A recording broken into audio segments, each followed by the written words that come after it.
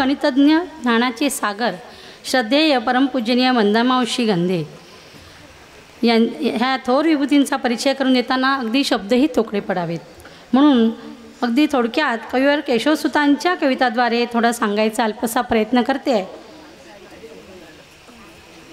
महत्त्व भारी या पृथ्वीचे, त्याहून अतिशय या सगळ्या विश्वाचे. री तुम्हामध्ये महतीचे जे बीज, त्याहून काही मोठी नाही चीज. अशा या श्रद्धेय मंदामावशी गंधे यांचं आशीर्वचन आपल्याला सगळ्यांना ऐकायचं आहे. त्याकरिता श्रद्धेय परमपूजनीय मंदामावशी यांना नम्र विनंती आहे की आम्हाला आशीर्वचन देऊन उपकृत करावे. जय जय रामकृष्ण हरी. सर्वाशाध्वांत निर्मुक्तं सर्वाशा भास्करं परं चिदाभासावतं संतं सद्गुरुं प्रणमाम्यहम्. कृष्णं नारायणं वन्दे, कृष्णं वन्दे व्रजप्रियं, कृष्णं द्वैपायनं वन्दे, कृष्णं वन्दे पृथासुतं. पुंडलीकवरदा हरिविठ्ठल श्री ज्ञानदेव तुकाराम, पंढरीनाथ महाराज की जय. माऊली ज्ञानेश्वर महाराज की जय. गोपाळ कृष्ण भगवान की जय. सद्गुरु ताई महाराज की जय. जय जय रघुवीर समर्थ. परमपूज्य डॉक्टर काकांना वंदन करते. सकल स्थानीय देवतांना वंदन करते. सकल सत्पुरुषांना वंदन करते. 9 आचार्य आपणासमोर या ठिकाणी उपस्थित आहेत, त्या सर्वांना वंदन करते. आपणा सर्व श्रोतृ बंधू भगिनींना सप्रेम अभिवादन करते. आणि या प्रसंगात थोडा वेळ बोलावं अशी सूचना आली आहे, त्या सूचनेचं पालन करते. आपणा सर्वांकडे पाहून आणि सगळे आचार्य परमपूज्य काकांच्या सहल सर्व आचार्य माझ्या पाठीशी आहेत या आधारावर विश्वास ठेवून थोडा वेळपर्यंत आपणाशी संवाद साधते. आज मघाशी गुरुपूजन चालू असताना परापूजा म्हटली गेली. त्या परापूजेमध्ये आली तैसी केली सेवा मान्य करून घ्यावी. आत्मपदाची जोड सद्गुरो निज दासा द्यावी, असं एक वचन आहे. आणि म्हणून मी प्रारंभीच आत्मपदाची जोड सद्गुरो निज दासा द्यावी असं या 10 जणांना म्हणते. आणि ते म्हणून माझं म्हणणं सबळ राहावं यासाठी ते माझ्या पाठीशी बसले आहेत. आता काही चिंता नाही, बोलू थोडा वेळपर्यंत. श्रीमद शंकराचार्य आद्य शंकराचार्य यांनी आत्मबोध नावाचं प्रकरण ग्रंथ लेखन केलं आहे. त्यातला पहिला श्लोक आहे, तपोभिः क्षीण पापानां शांतानां वीतरागिणां मुमुक्षूणां अपेक्षोयम आत्मबोधो विधीयते. ज्याला आत्मबोधाची इच्छा आहे, तशी ज्याची तळमळही आहे, तो त्याला प्राप्त व्हायचा असेल तर त्याच्याजवळ एक सुरुवातीला काही भांडवल असावं लागतं. त्या भांडवलाचा उल्लेख या श्लोकात आहे. म्हणजे आत्मबोधाचा अधिकारी कोण आहे हे या पहिल्या श्लोकात सांगितलं. आत्मबोध म्हणजे वेदांताची सर्वोच्च पातळी आहे. आणि त्याचा अधिकारी तो ग्रहण करून आपल्याला आत्मसात करता येईल असा बोध त्याचा अधिकारी या श्लोकात सांगितला आहे. तप करून ज्याची पापे क्षीण झाली आहेत, ज्याच्या चित्तात आता पापाचा वासही शिल्लक नाही,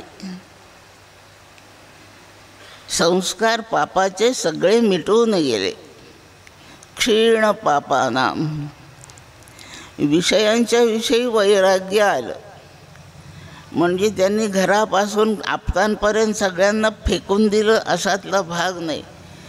त्यांच्याविषयीची आसक्ती ज्याची संपून गेली, ते जसं आहे तसं आहे, संपूर्ण जग जसं आहे तसाच आपला आप्त परिवार मित्र परिवार आहे.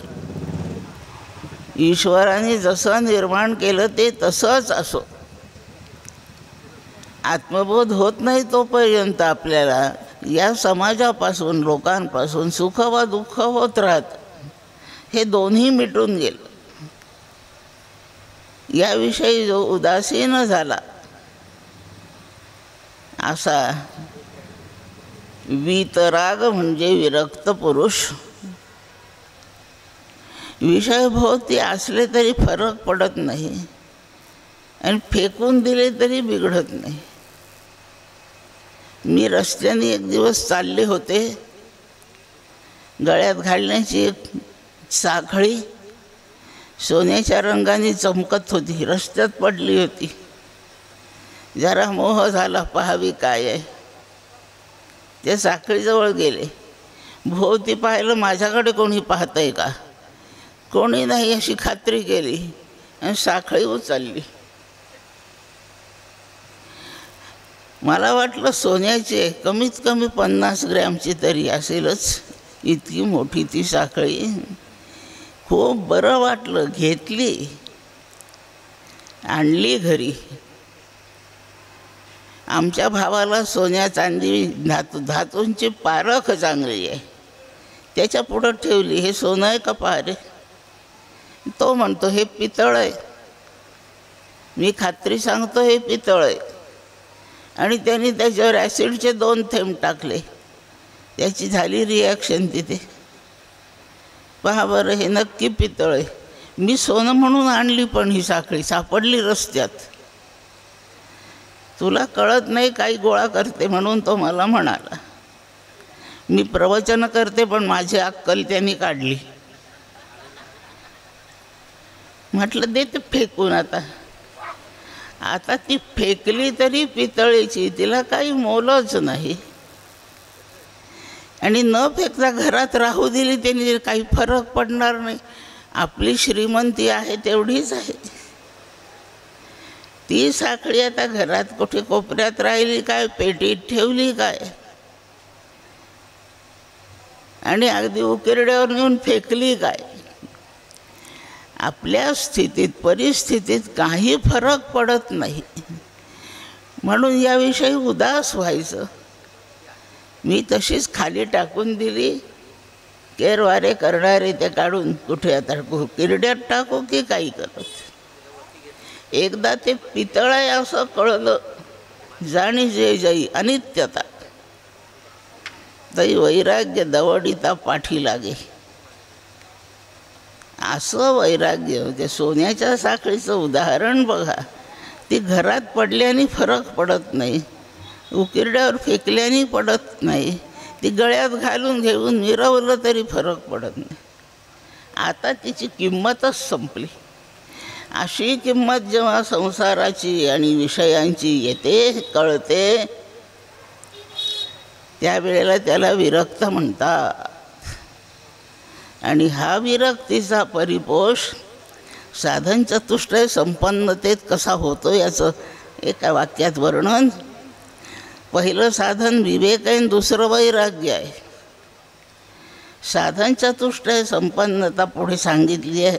क्षमादी षटक संपत्ती, त्याच्यात पुन्हा एक क्षमदम शब्द येतात. शमदमाचा भाव विरक्ती हाच आहे. विषयांपासून मन आवरणे शम आहे आणि विषयांपासून इंद्रियांनाही आवरून धरणे हा दम आहे. तिथे पुन्हा वैराग्याचा उल्लेख आहे. मग 4 साधने सांगताना हे विरक्ती वैराग्य साधन 2दा का सांगितलं असा सहज प्रश्न आहे. पहिल्या याच्यामध्ये वस्तुतः त्यागाचा भर आहे, विवेकानंतर वैराग्य, आणि शेवटच्या शमदमामध्ये आसक्तीच्या त्यागाचा भर सांगितला आहे. पहिल्या ह्याच्यात मी विरक्त आहे असा भाव धारण केला जातो, मी सगळं काढून टाकलं, आता घरात काही ठेवलं नाही. पण शमदम जेव्हा सिद्ध होतात त्यावेळी असलं काय आणि नसलं काय ही उदासीन दशा सुचवली आहे. म्हणून वैराग्याचे 2 स्तर साधन चतुष्टय संपन्नतेत आहे. या दोन्ही स्तरावरचं वैराग्य जेव्हा सिद्ध होतं त्याला आचार्यांनी वीतराग म्हटलं आहे. राग म्हणजे आसक्ती. आसक्तीच्या पूर्वी प्रेम आहेच आहे, आवड आहेच आहे. या सर्वस्वाचा त्याग. म्हणून मग वस्तुतः त्यागाची किंमत कमी आहे आणि आसक्ती त्यागावर भर ऋषीमुनींनी दिला आहे. असं वैराग्य वीतराग जे झाले ते. वीतरागिणाम मुमुक्षूणाम, या सर्व कटकटी हे सगळी बंधने आहेत. या बंधनातून मुक्त होऊन जाणे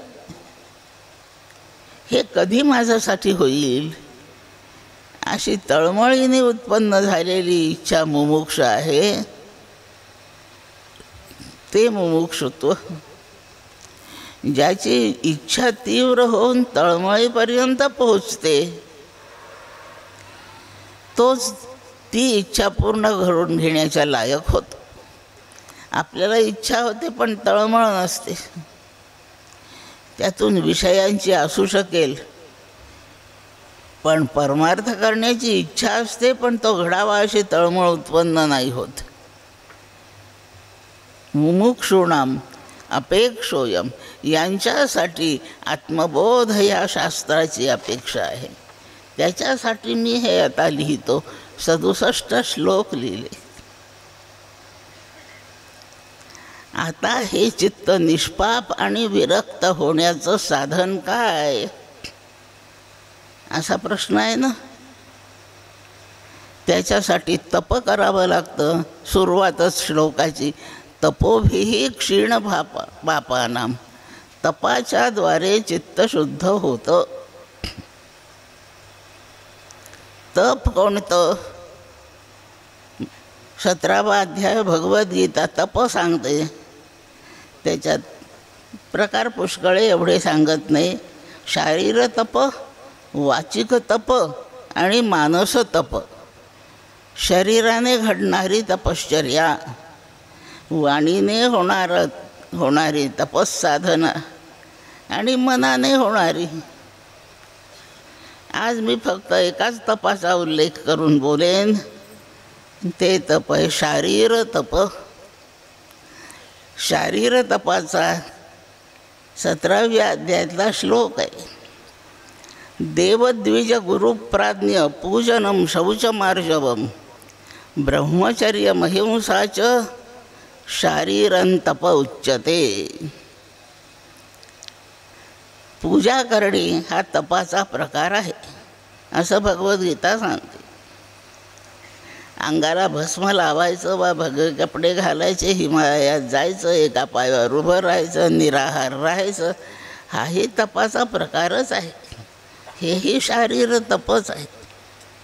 पण भगवद्गीतेने ज्याचा उल्लेख केला ते शारीर तप पूजा रूप आहे. पूजा करावी. कोणाकोणाची पूजा करावी त्याचा उल्लेख आहे. देवांची पूजा करावी. घरोघरी आपण पाटावर देव मांडलेले आहेत.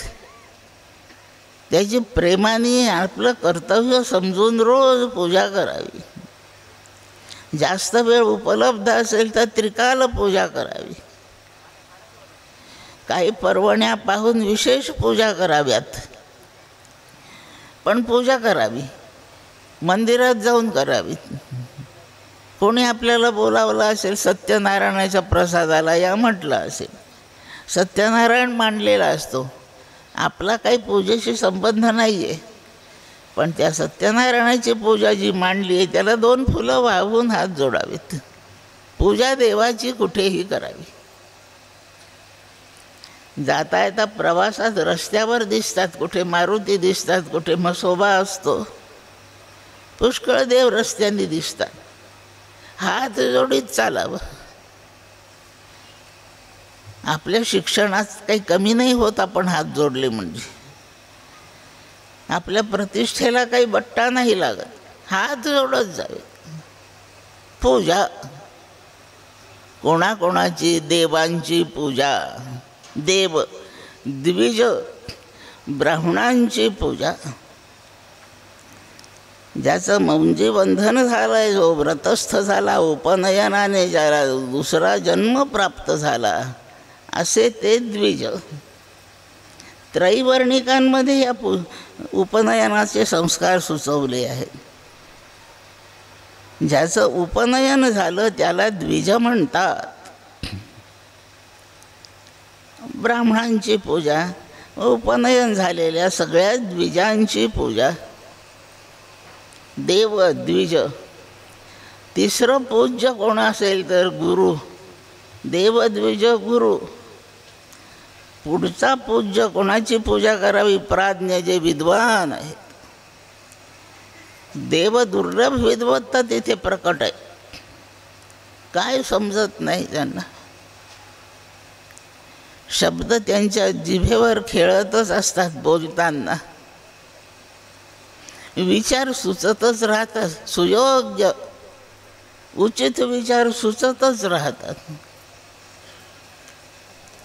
बुद्धीला ते प्रतिपादन करण्याची शैली प्राप्त आहे.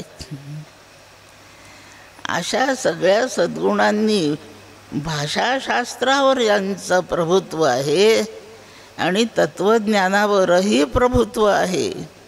असे ते प्राज्ञ, देव द्विज गुरु प्राज्ञ, या 4 जणांची पूजा विहित आहे.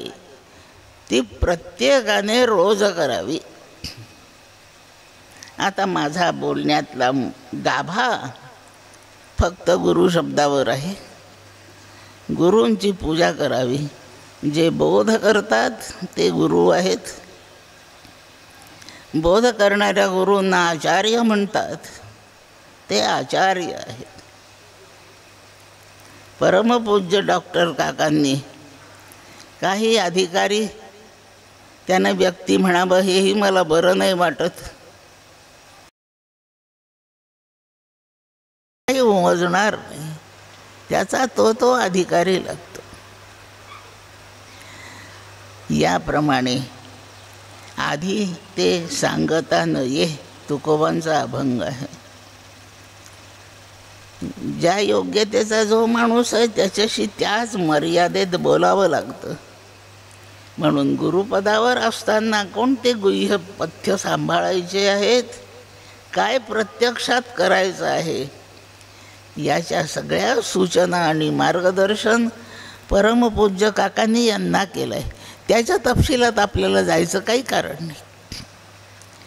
ताटात भाजी छान वाढली आहे, गुपचूप खावी, पोट भरून घ्यावं, आनंद करावा.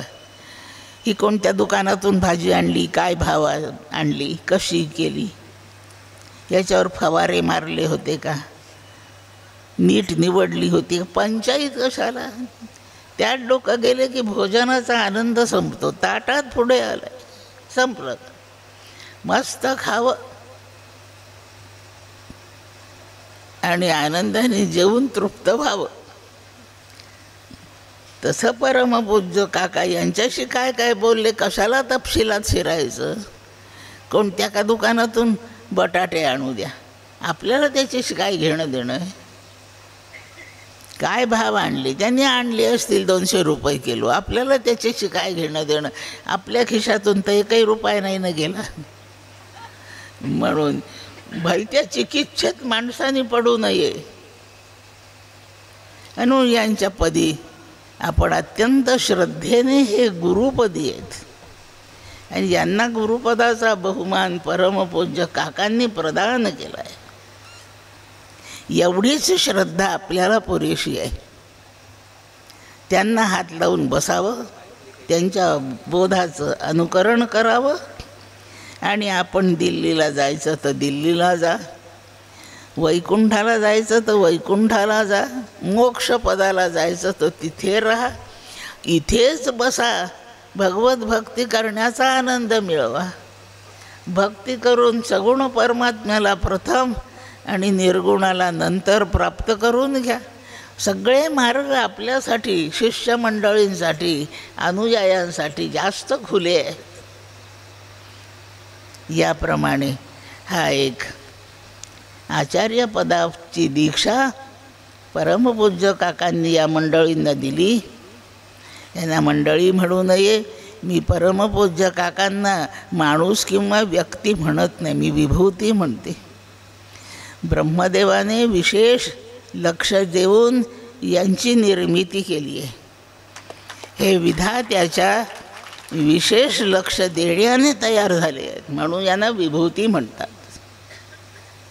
विभूतीचा एक अर्थ भस्मास आहे, पण त्याच्याशी नको दुसरा अर्थ. फार विशेष जातीने लक्ष घातलं. ब्रह्मदेवाने मलाही तयार केलं, त्यांनाही केलं. त्यांचं तयार करणं सुरू होतं, ब्रह्मदेव उभा होता जातीने आणि मला एखाद्या गड्याच्या साब्यात देऊन टाकला, मातीचा गोळा बनविला, असं मी बनले. हे विभूतिमत्व नाही, हे व्यक्तित्व आहे. म्हणून व्यक्तीची विभूती आहे. या लोकांना आता आपण ही व्यक्ती फार चांगली असं व्यक्ती म्हणून संबोधायचं नाही, यांना विभूती म्हणून समजायचं. असे हे नवयोगी, नवविभूती काकांचे हे परमभाग्यवंत नऊ अनुग्रहित विद्या संप्रदाय प्रवर्तक बनले आहेत.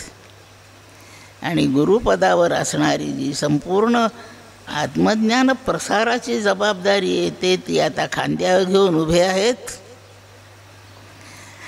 आपण श्रद्धावंत होऊन त्यांचे अनुयायी आहोत ह्या भावने सुस्थित राहावं, एवढंच आपल्यासाठी आहे.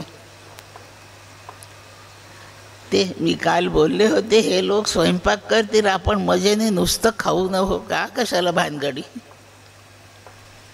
याप्रमाणे हा यांच्या पूजनाचा कार्यक्रम हे एक मोठं शारीरतप आपण पार पाडलं आहे.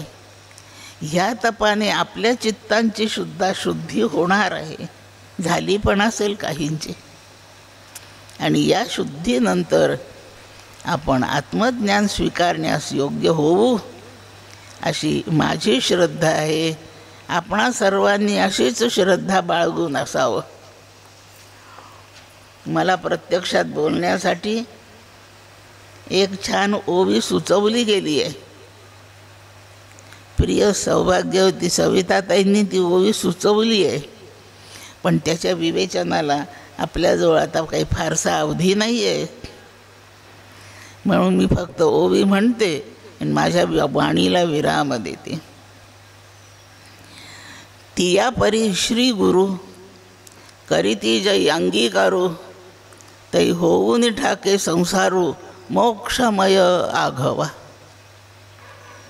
सुरुवात तियापरी आहे, म्हणून जियापरी याच्या आधी संदर्भ असणारच आहे.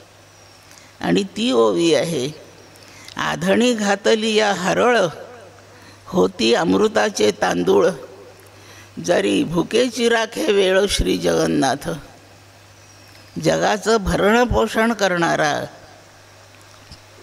सगळ्यांचं पोषण करीतो एकलाची तुकोबा म्हणतात.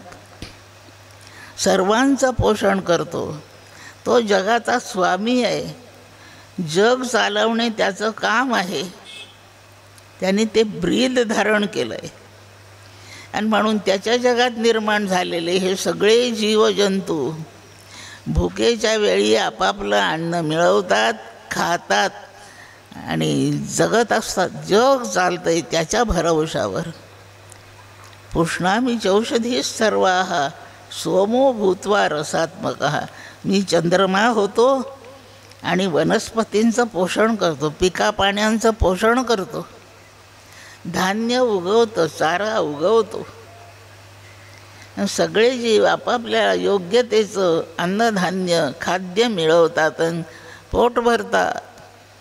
ही सगळी व्यवस्था देव करतो. जगन्नाथ त्याला म्हणतात. या जगन्नाथांनी जर ठरवलं याची जेवायची वेळ झाली आहे, या वेळेला त्याला मी यथायोग्य अन्न देतो, असं विश्वनाथांनी जगन्नाथांनी जर ठरवलं, तर घरात तांदूळ नाहीत, कुठे बांधकाम चालू आहे, त्यांच्या दारापुढे वाळूचा रेतीचा ढीग आहे, त्यातून ओंजळभर रेती घेऊन या, आधण ठेवा आणि त्या उकळत्या पाण्यात ती रेती टाका, होती अमृताचे तांदूळ. त्याचा सुद्धा छान सुगंधित नरम भात होतो. हे फक्त जगन्नाथांनी डोक्यात आणायचं की याची भुकेची वेळ भागवायची. नाही आहे तांदूळ, वाळूचा भात करू आणि तो होई. हे जगन्नाथाच्या करामतीचं वर्णन आहे, त्याच्या सामर्थ्याचं वर्णन आहे. तो ते जसं करू शकतो तिया परी. ह्या संसाराचं रूप अत्यंत दुःखी आहे. संसार दुःख मूळ चोहीकडे इंगळ, विश्रांती नाही कोठे अवघीची तळमळ. सगळीकडे तळमळ. मग हा एक वाक्य निघालं, तळमळ तळमळ होतची आहे. आपण सतत बेचैन असतो. त्याचं कारण आहे आपण संसारी आहो. संसारी म्हणजे आपण जन्मलो आहो. संसारी म्हणजे आपण काही दिवसांनी मरणार आहो. आणि संसारी म्हणजे जन्म ते मृत्यूच्या मधला जेवढा कालावधी आहे, याच्यात इंद्रियांच्याद्वारे बाह्य विषय भोगत राहू, स्वप्नात काल्पनिक विषय भोगत जाऊ.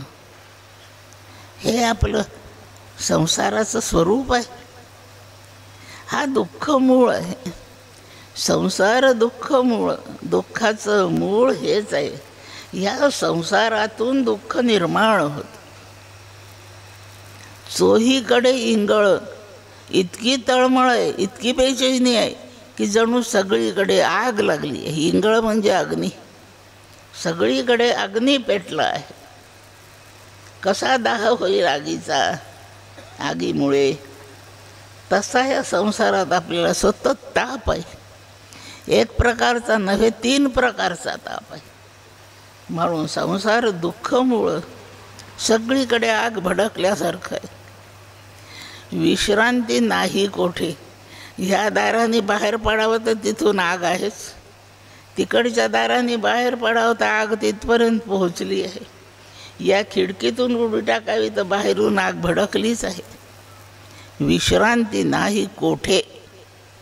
मग काय, अवघीचं तळमळ. इथं जे जे पाऊल टाकू ते ते दुःखदायीच ठरणार आहे.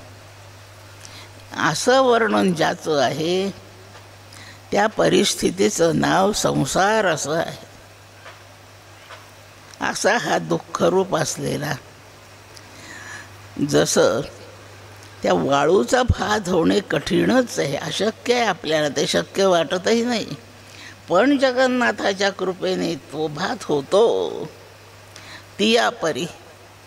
त्याप्रमाणे जगन्नाथाच्या सामर्थ्याचा दृष्टांत वापरून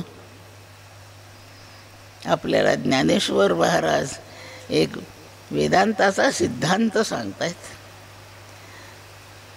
संसारामध्ये दुःखच दुःख, पण जगन्नाथाने कृपा केली तर अमृताचे तांदूळ, ह्या भाताने अमरण होत नाही आपण, पण त्या वाळूचा भात खाऊन आपण अमर होऊ.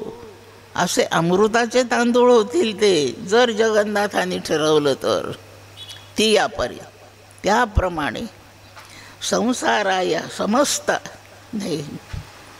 तियापरी श्री गुरु करीती जै अंगीकारू, तै होऊन ठाके संसारू मोक्षमय आघवा. जगन्नाथाने आपला अंगीकार केला की आपल्याला भात मिळतो. श्री गुरूंनी आपला अंगीकार जर करायचं ठरवलं, केला, जर तरच्या भाषेत शंका आहे, शंकेशिवाय बोलते. जेव्हा श्री गुरु अंगीकार करतात त्यावेळी दुःखरूप असणारा हा संपूर्ण संसार मोक्षरूप होतो, ब्रह्मरूप होतो. मोक्षाचं स्वरूप ब्रह्म हेच आहे. मोक्षस्य वासो नैवास्ति न ग्रामांतरमेव वा अज्ञान हृदय ग्रंथी नाशो मोक्ष इति स्मृतः. अज्ञानाची एक ग्रंथी गाठ आहे, जड ग्रंथी नाव आहे तिला, त्याचं विवेचन नाही करीत. ती गाठ एकदा उकलली गेली की झालं, दुसरं काहीच करायचं नाही. त्याचा नाश होणे म्हणजे मोक्ष आहे. मोक्ष नावाचं कुठं गाव नाही आहे. असं कोणतं गाव नाही की तिथे मोक्षाची दुकाने आहेत. असा कुठला देश नाही, कुठलं शेत नाही, वावर नाही की जिथे मोक्ष पिकतो. चित्तातील अज्ञान निघून जाणे, अविद्येचा नाश होणे. अविद्या नाशो मोक्ष इति स्मृतः. याप्रमाणे श्री गुरूंनी एकदा ठरवलं, हा माझा आहे, बस. दरिद्र्याचा पोरग आहे. एखाद्या श्रीमंतांनी ठरवलं, याला मी आता दत्तक घेतो, हा माझा पोरगा. काही उद्योग खटपटी न करता तो कोट्याधीश ताबडतोब होतो. श्रीमंताने दत्तक घेतलं. तियापरी श्री गुरु करीती जय अंगीकारू. त्याप्रमाणे याला मी दत्तक घेतो, याला मी माझ्या मांडीवर बसवतो, हा माझा वारस आहे. असे हे परमपूज्य काकांनी दत्तक घेतलेले 9 जण आहेत. म्हणजे वारस आहेत काकांच्या इस्टेटीचे. ती इस्टेट मिळवायला त्यांनी कोण्या जन्मात काय काय तप केलं त्या तपशिलात मी शिरत नाही. पण त्यांना दत्तक घ्यावं असं काकांना वाटलं एक दिवस, आणि म्हणून ते ताबडतोब श्रीमंतच झाले, आचार्य पदाधिष्ठित झाले आहेत. तियापरी श्री गुरु करीती जय अंगीकारू. तई होऊन ठाके संसारू मोक्षमय आघाव्या. तळमळ देणारा हा संपूर्ण संसार, त्याचा एक उपघटक म्हणून प्रपंच त्याला आपण म्हणतो. हे सगळं मोक्षरूप म्हणजे ब्रह्मरूप होऊन जाणार आहे, अशी ती ओवी आहे. याची चिकित्सा करायपुरतं, विवेचनापुरता आपल्याला आत्ता वाव नाही. दृष्टांत जगन्नाथाच्या उदाहरणाने दिलं आहे, म्हणजे भक्तीमधून दृष्टांत घेतला आहे. आणि सिद्धांत पारमार्थिक सांगितला आहे, मोक्षमय संसार. काय ज्ञानेबांची हातोटी आहे, काही समजतच नाही. त्यांना फक्त शरण जावं एवढंच समजतं. भक्तीतून दृष्टांत घेतला, वेदांतातून परमार्थ शिकवला. भक्तीतून दृष्टांत घेतला. दृष्टांत साधना काळातला विषय असतो, सैद्धांतिक चर्चा उत्तररंग असतो. म्हणजे भक्तीमधून दृष्टांत निवडला आहे, म्हणजे साधन भक्तिरूप आहे. म्हणून भक्ती हे ज्ञानाचं अंतरंग साधन आहे. भक्ती करणाऱ्याला आपोआप ज्ञान येतं. भक्ती ज्ञानाची माऊली, आणि मग ज्ञानापासून मुक्ती झाली. विलक्षण एका अत्यंत मार्मिकतेने माऊलीने या 2 ओव्या लिहिल्या. सर्वांच्या लक्षात विषय आला आहे.